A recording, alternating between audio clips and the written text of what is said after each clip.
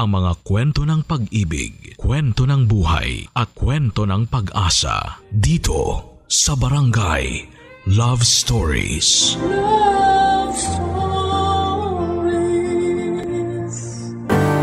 Panapanahon ang buhay. Minsan tag-araw at minsan naman ay tag-ulan. Pero pagkatapos ng ulan ay lumilitaw ang baghari na siyang simbolo ng pag-asa. Ikaw kabarangay, gaano ka kahanda sa mga pagsubok na pwede mong pagdaanan sa buhay na ito? Dear Papa Dudut, noong bata ako ay madalas kapag umuulan ay nalulungkot ako. Hindi kasi ako noon makalabas para makapaglaro pero palaging sinasabi ng mama ko na biyaya ang ulan sa mga natutuyong halaman at lupa. Kaya naman habang tumatanda ako ay sinaisip ko na hindi palaging malungkot tuwing tag-ulan. Parang sa buhay lang ng tao, panapanahon. Minsan maaraw at minsan naman ay maulan. Bago ko ipagpatuloy ang kwento ng buhay ko ay gusto ko munang bumati ng isang maganda at mapagpalang araw sa ating mga kabarangay na nandyan sa Pilipinas. Itago niyo na lamang ako sa pangalang Raquel. 33 years old at sa ngayon ay dito na naninirahan sa India kasama ang aking Indian husband at aming mga anak. Taong 2024 lang kami nag-migrate dito. Pero sa Pilipinas isinilang ang mga anak namin. Nagtatrabaho po bilang engineer ang Mr. ko rito at isa naman akong housewife. Pero ang ikukwento ko sa inyo ay yung buhay ko sa Pilipinas noong mga panahong bago mag-pandemic. Bali taga-Pasig kami ng mama ko at pagtitinda ng ulam ang kinabubuhay naming mag-ina, Papa Dudut.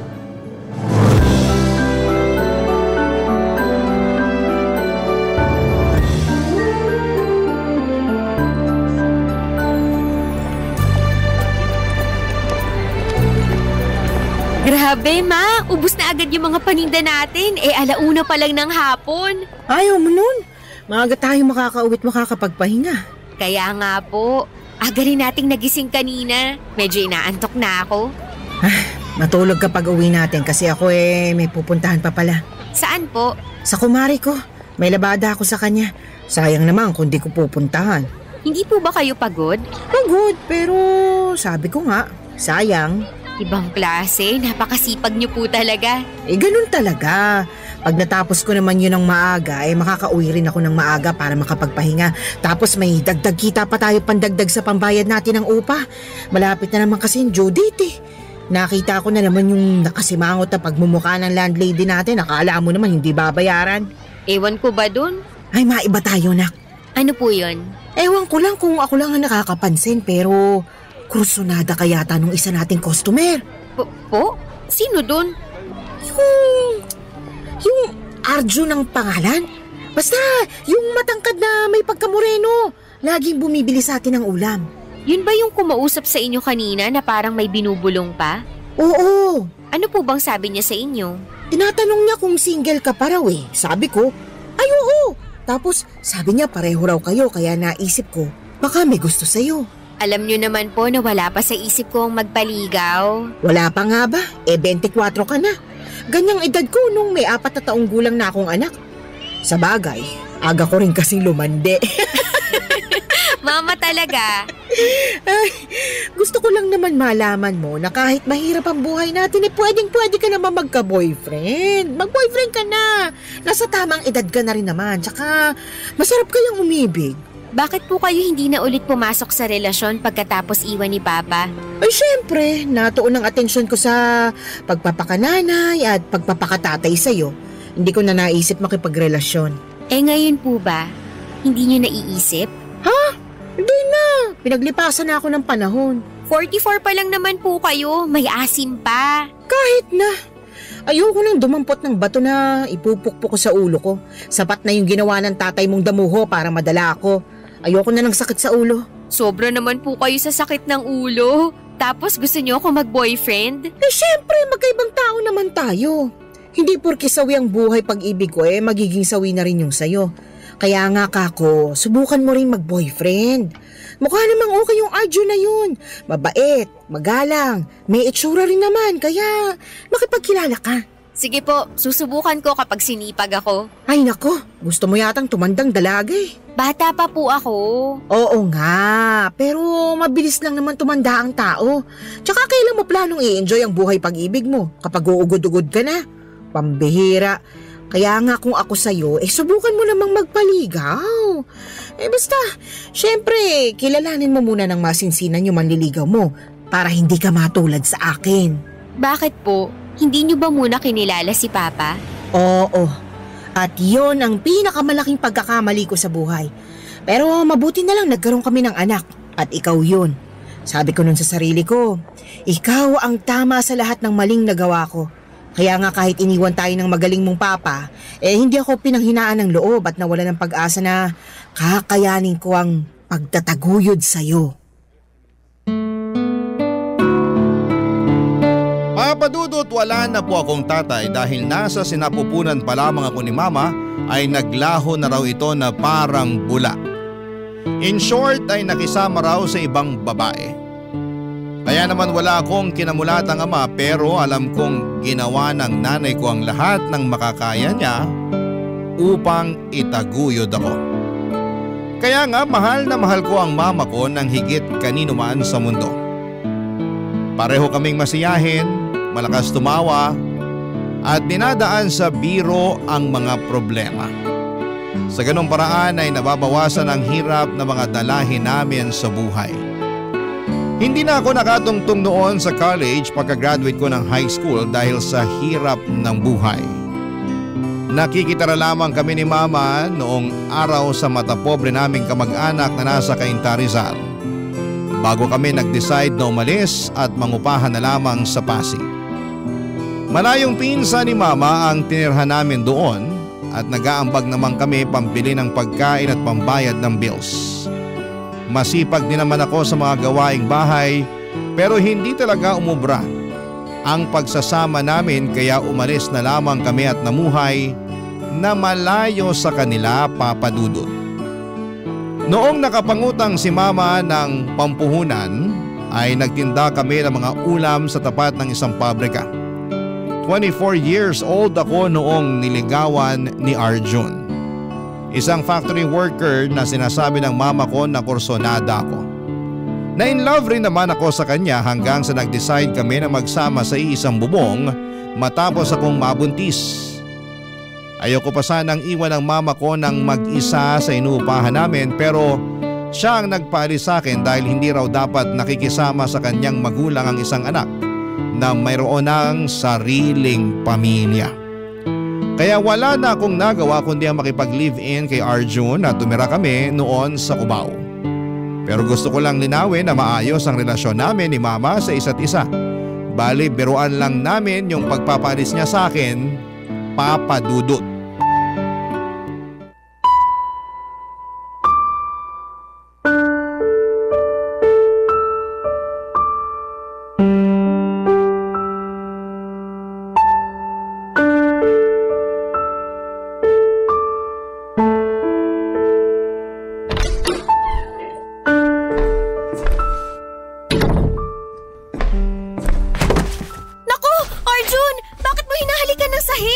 Sira ka ba?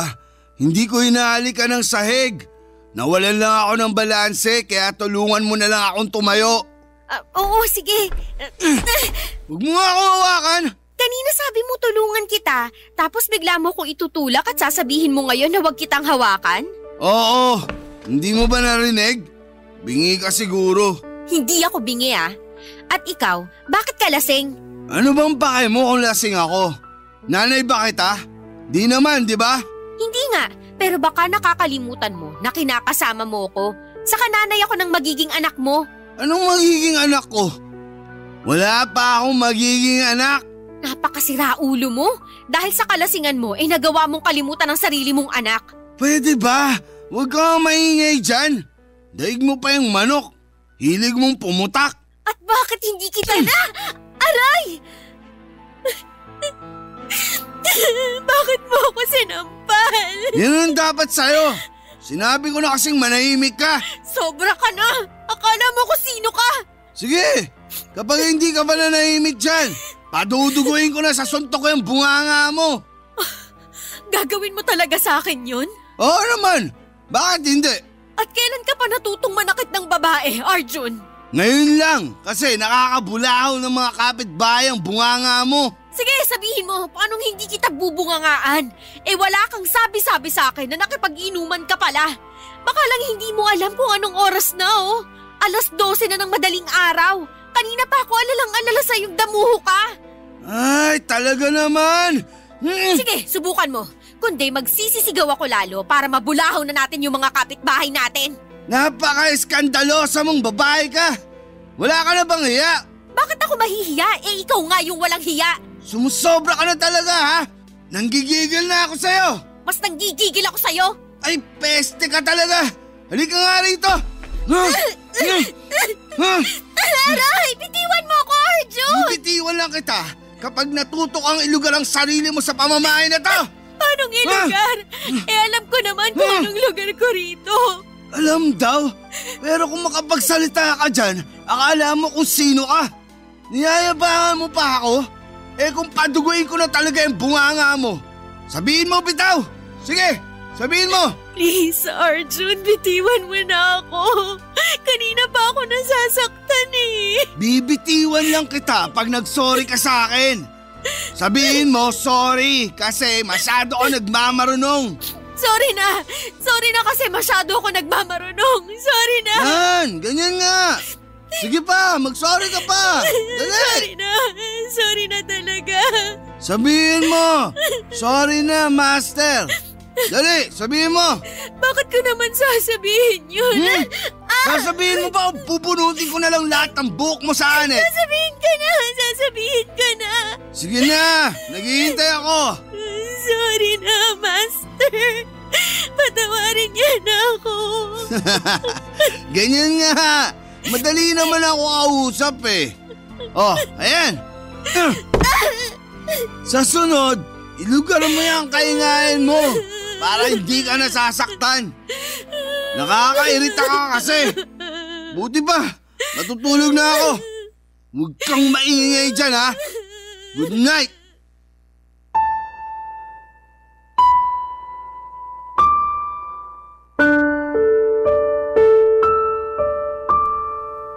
Papadudot, hindi ko na lamang namalayan na mabilis na palang lumipas ang 5 buwan.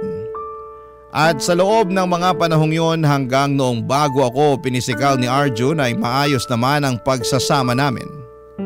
Pero napansin ko na mainitin talaga ang ulo niya tapos gusto niyang nasusunod palagi. Kaya nga noong sinabi niyang pumirmi ako sa bahay namin at intindihin ko na lamang daw ang pagbubuntis ko ay yon ang ginawa ko. Kaso hindi ko po akalain na darating kami sa punto na mapagbubuhatan niya ako ng kamay. Kahit naman masayahin akong tao at positibo sa buhay, ay marunong pa rin akong masaktan. Nagsorry rin naman sa akin si Arjun kinabukasan at sinabi niyang nadala lang daw siya ng kanyang emosyon. Papadudot, pinatawad ko siya at pinagsabihan na huwag na niyang ulitin ang pananakit niya sa akin. Hindi ko rin po siya sinumbong sa mama ko dahil ayokong masira ang imahe niya bilang kinakasama ko at tatay ng magiging anak namin, Papadudot. Barangay Love Stories. Barangay Love Stories. Papadudot, lahat tayo ay nakagagawa ng katangahan at kabobohan sa buhay. Hindi po yon maiiwasan dahil tayo ay tao lamang. May kasabihan nga na charge it to experience. Na ang ibig sabihin ay matuto tayo mula sa mga pagkakamali natin sa buhay at magsilbi na lamang aral sa atin ang masasalimuot na karanasan na ating pinagdadaanan. Pero ang masasabi ko lang ay napakalaking katangahan na pinatawad ko si Arjun dahil umasa akong hindi na niya uulitin ang pananakit sa akin. Pero mali ako dahil sa tuwing nalalasing siya, napipikon o nagagalit sa maliliit na bagay ay para bang may switch button sa utak niya. na bigla na lamang pumipitig para makapanakit. At lahat ng iyon ay natiis ko hanggang sa sumabit ang kabuwanan ko sa pagbubuntis. Ewan, super tanga na lang talaga siguro ako ng mga panahong yon. Dahil hinayaan ko si Arjun na pagbuhatan ako ng kamay kahit na pinagbubuntis ko ang aming anak.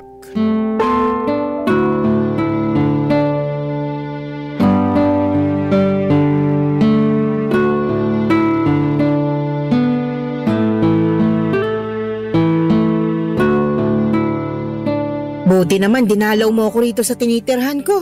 Inip na ako rito, lalo ilang araw na akong di nakakapagtinta gawa na nagkasakit ako. Nagpahinga na lang ako ngayon kasi baka mabinat ako pero bukas magtitinda na ulit ako. Sorry po ma, masyadong busy lang talaga. Busy ka dyan wala ka namang ginagawa dun sa inuupahan nyo. Yung totoo. Baka naman ayaw ka lang papuntahin ng kinakasama mo rito sa bahay natin ha? Hindi naman po sa ganun. Parang ganun na rin kasi kapag tinatanong kong tungkol doon sa'yo wala ka namang sinasagot. Ay, hindi ko tuloy mapigilang mag-alala at pakaisipin ka. Tapos di ka pa nagre-reply sa mga text ko.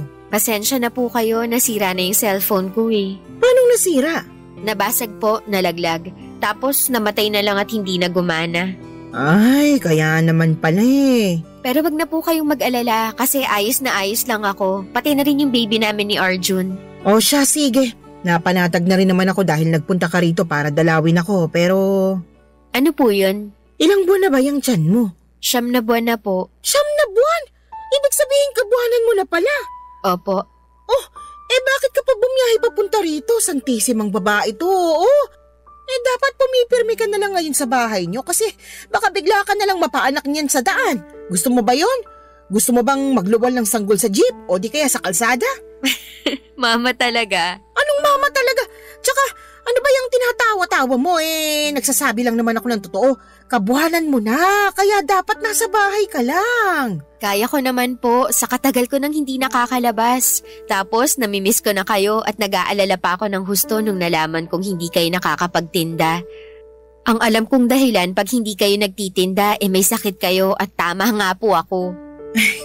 Ayos naman ako. Magaling na ako kaya hindi mo na kailangan mag-alala. Ako nag-aalala sa'yo kasi… basta, para ka namang Wag na po kayong mag-alala. Ayos lang po ako, pati ang baby ko. Sige, sabi mo Teka, ano yan? Po? Alin po? Yung itim na marka sa braso mo. Ano yan? Patingin nga. Wag na po. Anong wag na? Tsaka ano to? Pasa ba to? Hindi po yan pasa. Oy, hindi ako pinanganak kahapon, nak. Alam kong pasa yan. Pagsabi ka nga sa akin, sinasaktan ka ba ng Arjun na yon? Hindi po. Sigurado ka? Baka pinaglololoko mo ko ha? Mahihila ko patilya mo. Hindi po ako sinasaktan ni Arjun. Nasagi lang po yan sa cabinet nung isang araw kaya nagpasa. Nasagi raw sa cabinet mukhang bugbog yan. Kung totoo nga yung sinasabi mo, patingin nga ng isa pang braso mo. Bakit po? Gusto ko lang makasiguro na nagsasabi ka ng totoo. Nagsasabi po ako ng totoo. Maniwala na lang po kayo. Hindi mo ako masisisi na nagkakaganito ko nung isang gabi lang na panaghinipan kitang sinasaktan ka raw na kinakasama mo. Alalang-alala ko sa'yo nun, nak. Panaginip lang po yun. Hindi po ako sinasaktan ni Arjun. Siguraduhin lang niya dahil kung hindi may kalalagyan siya sa akin. Ma! Ano yun? Ma, tingin ko manganganak na ako. Ay, Santisima! Yan ang nga bang sinasabi kong babae ka? Taga, tatawag lang ako na tulong. Maupo ka lang muna dyan. Papadudot, hindi na nga nakumpirma ni Mama ang totoong sitwasyon ko sa poder ni Arjun matapos kong mapaanak ng araw na yon. Masyado pong mabilis sa mga pangyayari. Mabuti na lamang dahil naisugod naman ako kaagad ni Mama sa pinakamalapit na paanakan at ligtas kong naisilang ang baby girl namin ng kinakasama ko. Dali-dali ring dumating si Arjun sa ospital matapos siyang tawagan ni Mama at kitang-kita ko pa ang pag-aalala sa kanyang mga mata. Tuwang-tuwa rin ang kinakasama ko noong nakita na niya ang aming anak. Hinalikan pa nga niya ako sa noo at nagpasalamat sa akin dahil ginawa ko raw siyang tatay. Siyempre, Lumambot ang puso ko sa ginawa niyang yon at naisip ko na maaaring simula na yon ang pagbabago niya at pagiging mabuting ama at kinakasama sa amin ang kanyang anak. Nangako rin naman sa akin si Arjun na hindi na niya ako sasaktan. Pero mabilis na nagdaan ang 2 buwan ay napako lang ang kanyang pangako, Papa Dudut.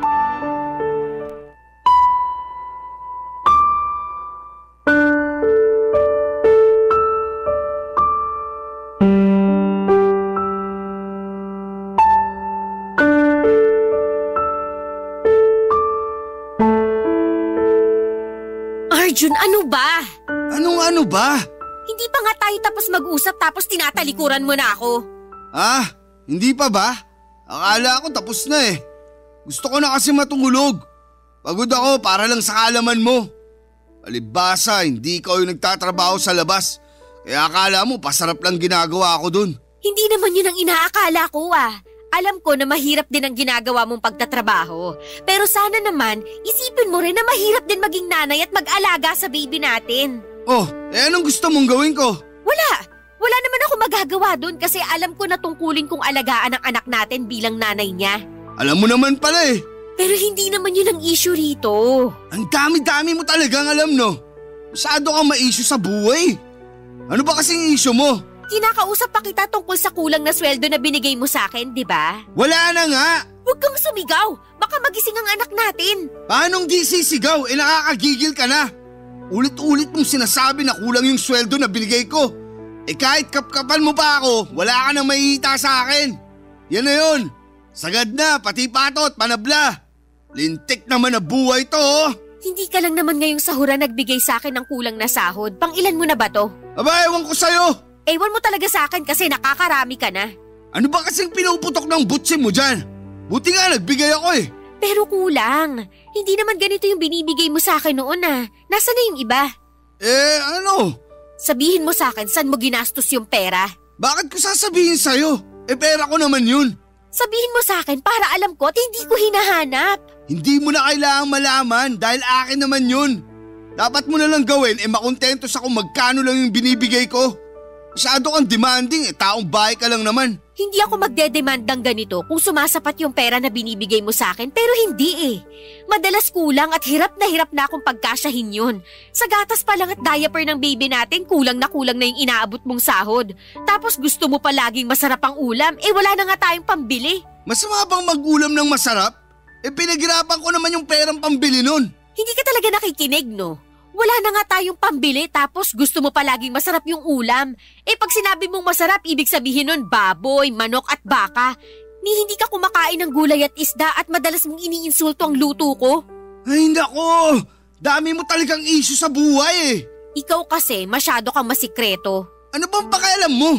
Hindi naman lahat ng galaw ko dapat malaman mo. Sa lagay, para palang hindi partner ang trato mo sa akin kung ganyan. Huwag ka kasing masyadong pakialamera.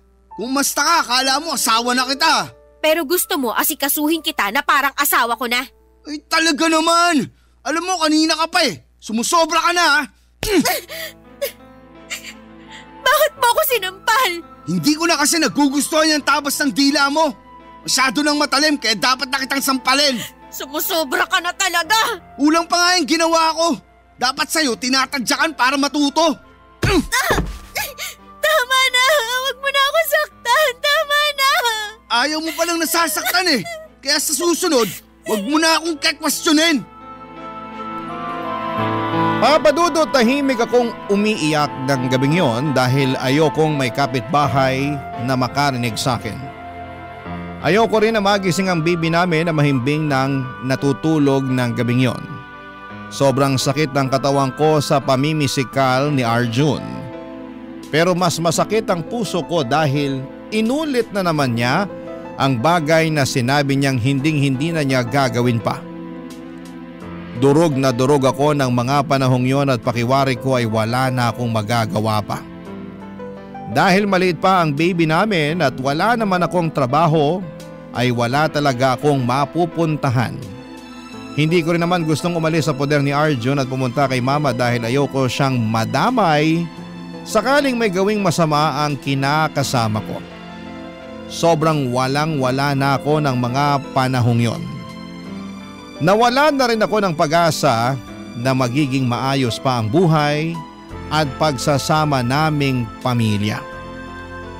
Dalangin ko na lamang ng mga oras na yon na hipuin ng Diyos ang puso ni Arjun upang magbagong buhay siya. Papa Dudut. Barangay Love Stories. Barangay Love Stories. Papa Dudut, mukhang narinig ng Diyos ang panalangin ko sa Kanya. Dahil hindi na masyadong namimisikal ang kinakasama ko sa paglipas ng mga araw. Paminsan-minsan na lamang kapag napipikon siya dahil hindi na talaga mawala sa ugali niya ang pagiging magagalitin. Pero nag-level up naman sa katarantaduhan si Arjo noong nagsimula siyang malulong sa sugal at pambababae. Nang mga panahong yon ay kakaisang taon lang ng anak namin. Bukod doon, habang tumatagal ay pakiramdam ko ay may naiipong galit sa akin ang kinakasama ko. Gusto na kasi niya akong magbuntis pero hindi ko sinabi sa kanya na palihim akong nagpalagay ng implant para hindi niya mabuntis. Ayoko nang magkaanak kami dahil alam ko na mas magiging miserable lang ang buhay namin sa kanya. Noon pa nga lang ay hindi na niya kami matrato ng maayos. Nang anak ko ay magdadagdag pa ba ako ng panibagong bata? Isang gabi hindi umuwi ang kinakasama ko sa inuupahan namin at kinabukasan na siya madaling araw dumating. Lasing na lasing si Arjun at dumiretso na agad sa higaan para matulog matapos akong batukan at insultuhin. Tapos nung magising siya, bandang alas 9 ng umaga ay mainit na naman ang ulo niya dahil late na raw siya sa kanyang trabaho, Papa Dudut.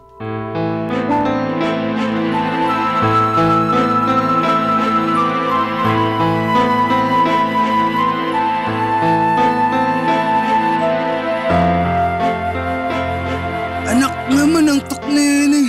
Raquel! Alas 9 na pala ng umaga! Bakit hindi mo ako ginising kanina?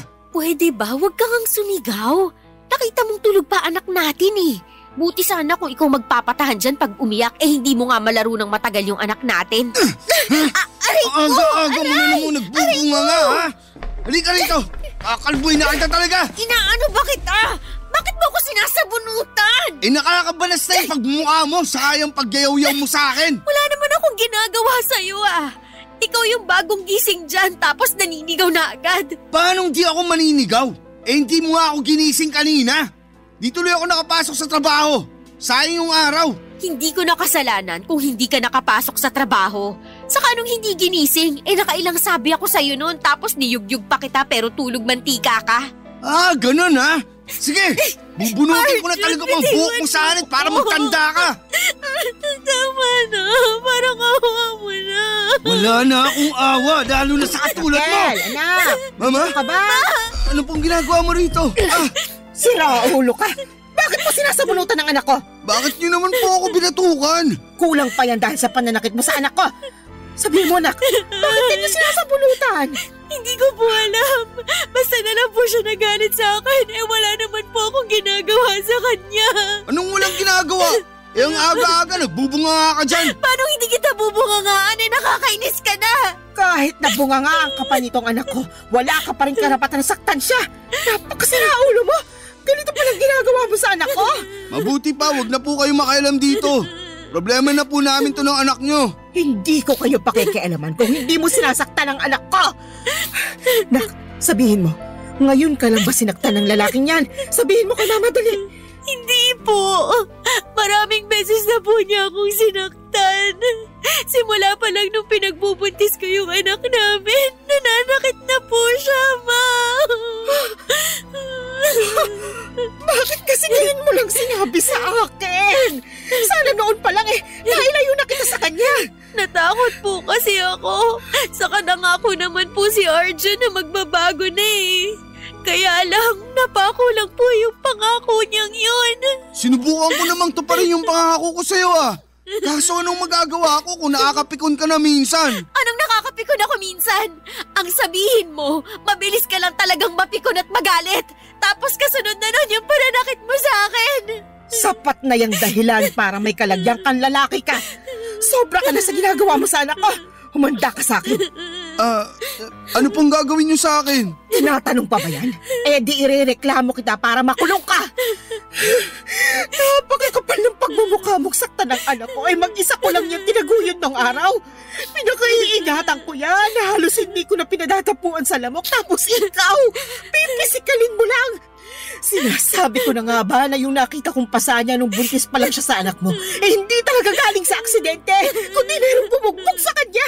Nakakagalit lang at nakakasama ng loob bilang magulang ang ginawa mo sa anak ko, kaya dapat mo tong palagutan.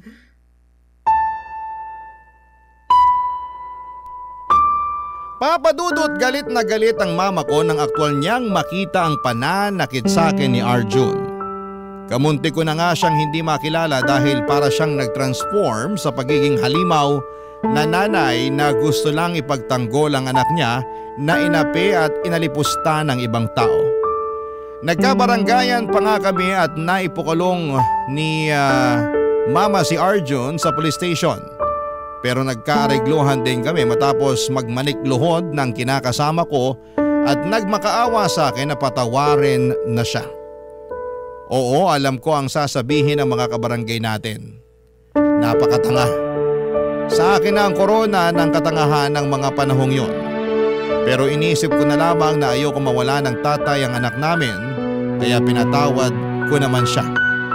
Kaso may iba palang plano ang kapalaran sa amin. Isang linggo matapos makalaya ni Arjun mula sa pansamantalang pagkakakulong sa kanya ni mama ay inatake naman siya sa puso. Dahilan upang mamatay siya. Tulirong-tuliro ako ng mga panahong yon. Hindi ko na alam ang gagawin dahil bigla na lamang akong naiwang mag-isa na magtataguyod sa anak namin. Pero buti na lang at nandyan si mama na siyang naging pinakamalakas na suporta ko. Kaya matapos mailibing ni Arjun ay lumipat kami ng anak ko sa inuupahan ni mama sa Pasig upang doon tumira ng magkakasama. Naging katulong ulit ako ni mama sa pagtitinda ng mga pagkain habang nag-aalaga sa aking anak. Mabilis na lumipas sa mga taon at kasagsagan ng pandemic ay mayroong Indian National na kumatok sa aking puso, Papa Dudut.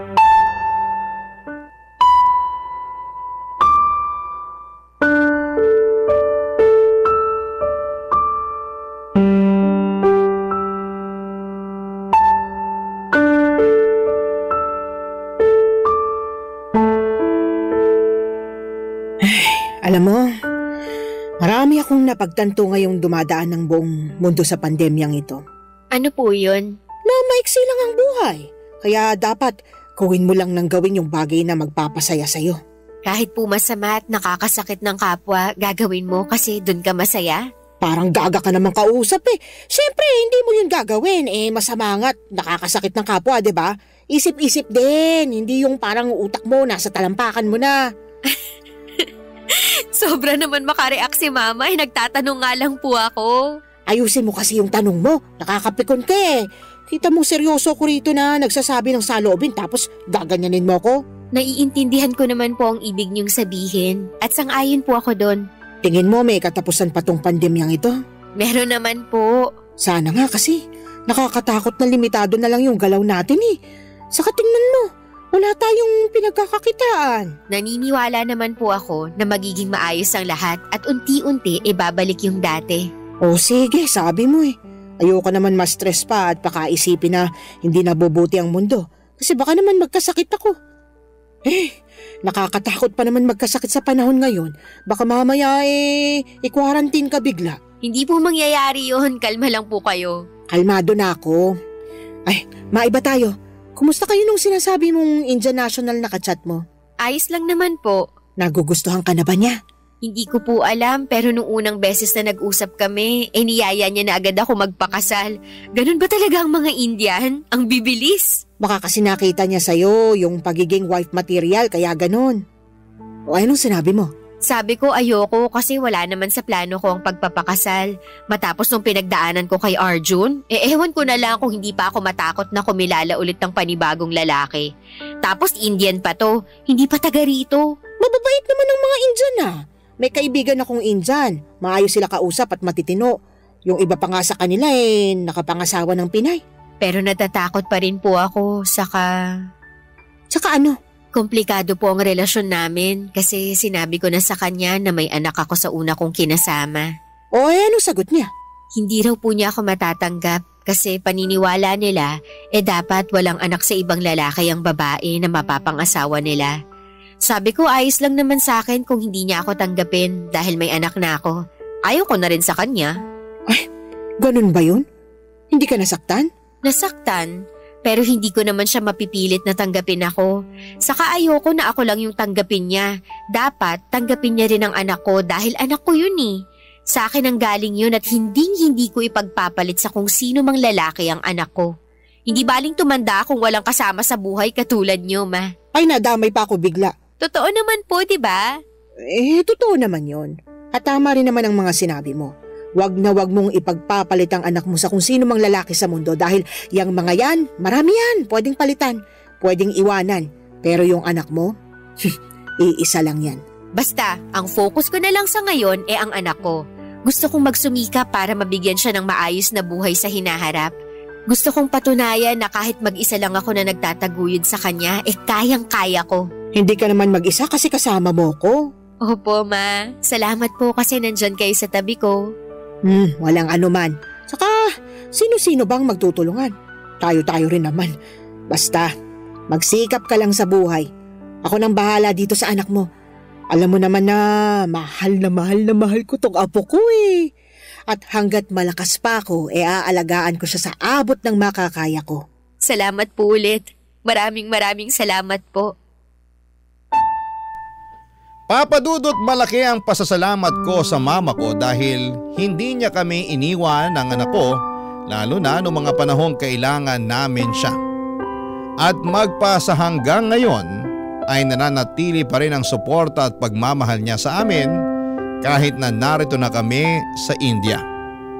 Kung tatanungin ninyo ako kung ano ang nangyari sa amin ng Indian National na nagyaya sa aking magpakasal noon at nagsabi na hindi niya ako matatanggap dahil may anak ako sa ibang lalaki, ay siya pa rin naman ang napangasawa ko.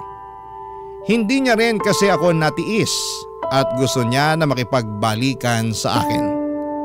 Pero hindi naman magkaibigan ang turingan namin sa isa't isa, doon niya pinagtapat na gusto niya pa rin akong mapangasawa.